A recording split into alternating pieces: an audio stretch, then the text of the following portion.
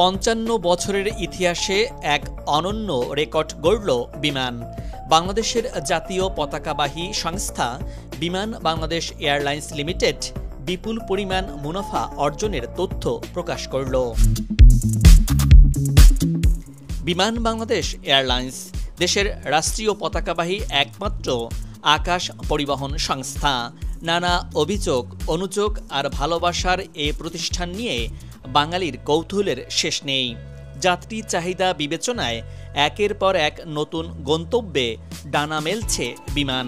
গত কয়েক বছরে এশিয়া ও ইউরোপ, আমেরিকার বিভিন্ন দেশে বেড়েছে যাত্রী চাহিদা। এসব গন্তব্যে একের পর এক নতুন ফ্লাইট পরিচালনা করছে রাষ্ট্রীয় পতাকাবাহী উড়োজাহাজ পরিচালনা সংস্থা বিমান বাংলাদেশ এয়ারলাইন্স। বিশ্বের ৭০টি দেশের সাথে বিমান চলাচলের চুক্তি রয়েছে বাংলাদেশ বিমানের জনসংযোগ বিভাগের তথ্য মতে বর্তমানে বিশ্বের ২৪টি গন্তব্যে ফ্লাইট পরিচালনা করছে বিমান বাংলাদেশ এয়ারলাইন্স। যাত্রী চাহিদা বেশি থাকায় বিদ্যমান রুটে ফ্রিকোয়েন্সি বৃদ্ধির পরিকল্পনা নিয়েছে রাষ্ট্রীয় এই সংস্থাটি। পাশাপাশি রুট সম্প্রসারণেও মনোযোগ দিচ্ছে। DC-3 এয়ারক্রাফটের মধ্য দিয়ে যাত্রা শুরু হওয়া বাংলাদেশ বিমানের বহরে বর্তমানে এয়ারক্রাফটের সংখ্যা রয়েছে ২১টি। বিমান বাংলাদেশ এয়ারলাইন্সের বহরে বর্তমানে ১৬২ সিটের 4টি বোয়িং 737-800, ৪১৯ সিটের 4টি বোয়িং 777-300ER, 4টি বোয়িং 7878 ড্রিমলাইনার এবং 2টি বোয়িং 7879 ড্রিমলাইনার এয়ারক্রাফট রয়েছে।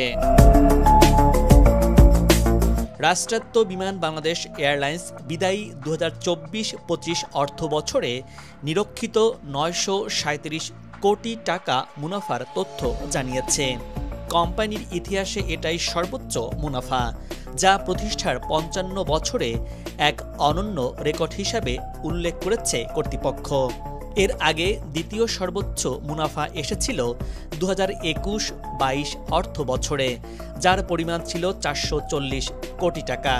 আর্থিক সাফল্যের এই ধারা অব্যাহত রাখতে প্রতিষ্ঠানটি যাত্রী সেবা এবং ব্যবস্থাপনায় নতুনত্ব আনার উপর জোর দিচ্ছে বলে বিমানের এক সংবাদ বিজ্ঞপ্তিতে জানানো হয়েছে।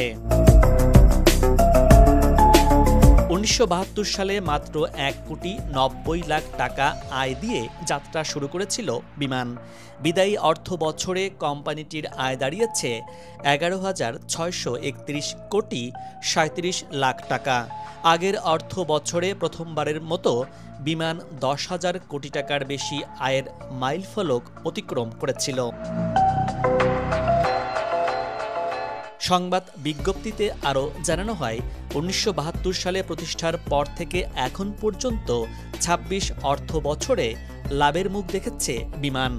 ২০০৭ সালে কর্পোরেশন থেকে পাবলিক লিমিটেড কোম্পানিতে রূপান্তরের পর গত ১৮ বছরে পুঞ্জীভূত মোট মুনাফা হয়েছে ৫৮৯ কোটি টাকা।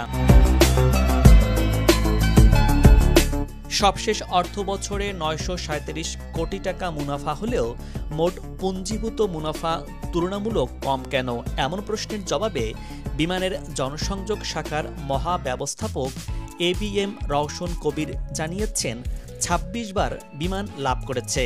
তার সঙ্গে লোকসানের অংশ বাদ দিয়ে পুঞ্জীভূত মুনাফা হিসাব করা হয়। সবশেষ অর্থ বছরের মুনাফার হিসাবও এর মধ্যে অন্তর্ভুক্ত রয়েছে। ২০২৪-২৫ অর্থ বছরে বিমানের বহরে ছিল ২১টি উড়োজাহাজ, যার মধ্যে ১৯টি নিজস্ব মালিকানাধীন। বহরে আছে আধুনিক ও জ্বালানি সাশ্রয়ী 4টি বোয়িং 7878 এবং 2টি বোয়িং 7879 ড্রিমলাইনার। কোম্পানিটির দাবি, নিজস্ব রক্ষণাবেক্ষণ সক্ষমতাও মুনাফা বৃদ্ধির একটি বড় উপাদান। লাইন রক্ষণাবেক্ষণ থেকে শুরু করে বড় ধরনের চেক পর্যন্ত দেশে সম্পন্ন হওয়ার বিপুল ব্যয় সাশ্রয় হচ্ছে। বিদায়ী অর্থ বছরে বিমান ৩৪ লাখ যাত্রী পরিবহন করেছে। একই সময়ে কার্গো পরিবহন হয়েছে ৪৩,৯১৮ টন। কেবিন ফ্যাক্টর বেড়ে দাঁড়িয়েছে ৮২%, যা আগের বছরের তুলনায় উল্লেখযোগ্যভাবে বৃদ্ধি পেয়েছে। এছাড়া ২০২৫ সালের জানুয়ারিতে বিমানের ইতিহাসে সর্বোচ্চ টিকিট বিক্রির রেকর্ড গড়ে।